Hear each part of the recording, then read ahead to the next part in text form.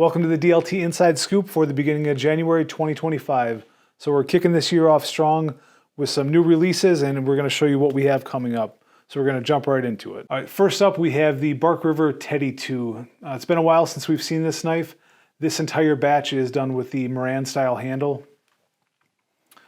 So really slick, hidden tang. A2, I didn't grab the specs on this, but it's a pretty good size knife here.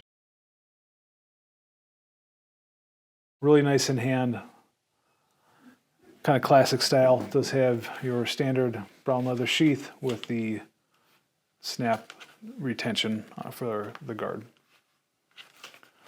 All right, so next up we have a new batch of attention to detail. We just grabbed two of what was left. Really nice knives. They have some very unique compound grinds, like this one here, compound with a really long tanto. And one of the things that's really hard to show in just static photos is the rounding of the spine, which I think is a really nice touch. Not a lot of people do it, but it just gives it that extra little touch on knives like this. We'll show you this one too. Super clean and just nice in hand. They've got a variety of styles. They've got bar lock. Most of them seem to be frame locks, but they'll vary it up, and we'll do a close up on this texture. Feels really nice, not overly aggressive, but really slick stuff from attention to detail. All right, next up we have some fixed blades from Battle Horse. So we've got the Patriot Scout and the Frontier First. We've got Maple and Stag. Nice fixed blades out of these guys. They do very nice work. They also have extremely nice sheaths. So one thing that some companies overlook are sheaths. I just like the style that they have. They're not overly complicated, with extra straps and extra attachments, but they're just clean looking with leather that I really like. I like the style of leather. I'll show you this real close up. The chatoyance they get out of their maple, you can kind of just see it bounce around. Really nice maple. And Stag's always a classic. They're pretty consistent with the Stag, but you can tell, it's almost impossible to be perfect. So we're going to be a little bit thicker on one side than the other, but that's kind of standard for most Stag stuff. But just clean little fixed blades. All right, next up, we've got new stuff from Work Tough Gear. This is the Work Tough Jess Muck, designed by Chris Tanner. Chris has worked with us for quite a long time. And this is just the newest iteration of the Jess Muck. This particular one, Black G10 red liners, Kydex sheath. I think I've said it before with TRC. TRC does excellent. Kydex and Work Tough Gear is no slouch either. They do great Kydex. You can just tell just the detail in it, and they're super easy to push out, but have great retention. And these are currently available in a couple different colorways. I think at least one of them is already sold out. So if you're looking for a JX6, check out the website as soon as possible. We'd also had some Hellions and Steadfast models, but really cool stuff out of Work Tough Gear. Been real happy with the quality and everything they're putting out. All right, next up, a new clip from Lynch. Lynch Northwest has been making really great titanium clips for many years. Most people know the kind of the bent over style. This is one of their newest iterations. So it is a two-piece clip, which I think is really cool. So you bolt this part onto the knife, and this one is set up for a Spyderco 3-hole. So you bolt this onto the knife, then there is matching screw holes here. So this clip bolts onto the base when you have it on the knife, and it gives it a really slick screwless look from the outside. So what's sticking out of your pocket that's visible is a screwless look, and the screws are just tucked on the top. So you might say, well, why would I want a two-piece clip? You get machined titanium rather than the bend over, and you have the screwless look like I had mentioned. It does also give you the opportunity to keep this mounted to the knife, and if you did have a bunch of knives, different colors, and you're one of the guys that like to swap stuff out, you can more easily just pop the two out of the back and just switch them from knife to knife. But I think it's a really cool concept. All right, next up we have some new Makusta knives. I've got to be honest, I've never heard anybody from the company actually pronounce it, so I think it's Makusta, but if I'm wrong, let me know. It's just one of the new models in. Always clean stuff, coming out of Seki, Japan. This particular one is a liner lock, but I like the two-tone look on this, and you've got that etched blade. So super cool stuff. Makusta's not on everybody's radar, but it's one to look at. Not ridiculously expensive, but just premium quality folders. Next up, two new Kershaws. So not new models, new colorways. So we've got the Mini Iridium. This is in bronze with the black wash blade. Then we have the Bel Air. This is OD green with the black wash blade. Super slick. I think Kershaw has done a great job on their bar lock. Possibly even better than the original, but worth checking out if you haven't handled these. They're budget friendly.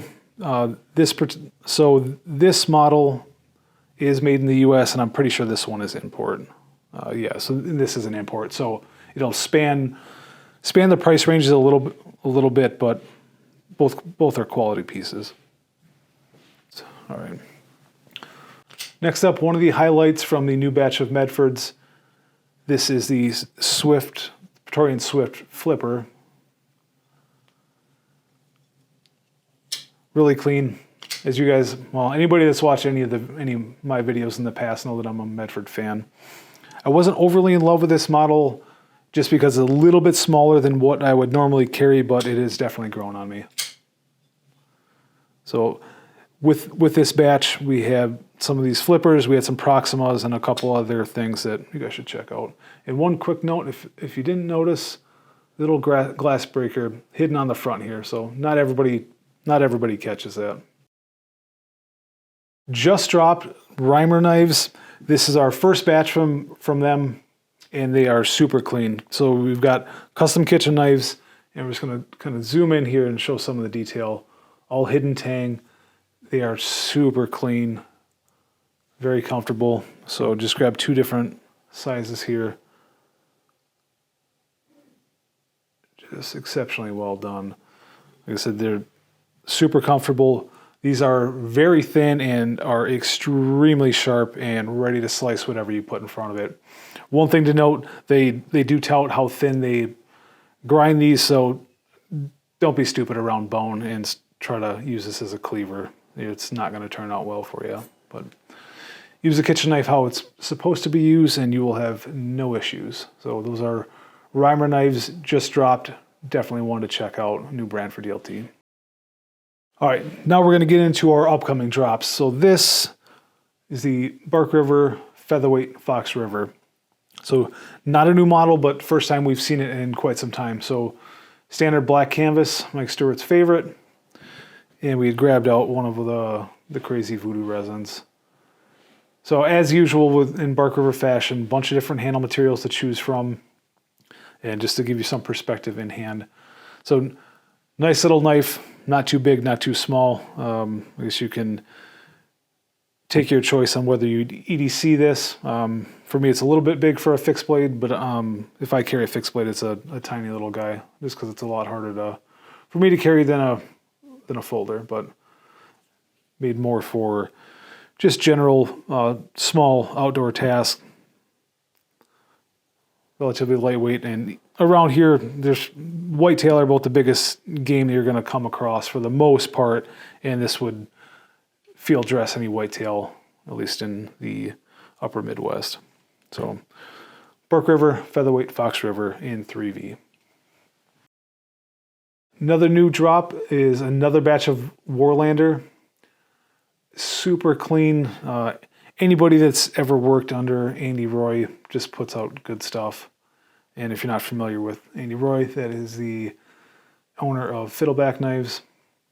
But Warlander has their own flair and design style, but you can see that some of the touches are reminiscent of Fiddleback, but just unique designs. I like this model.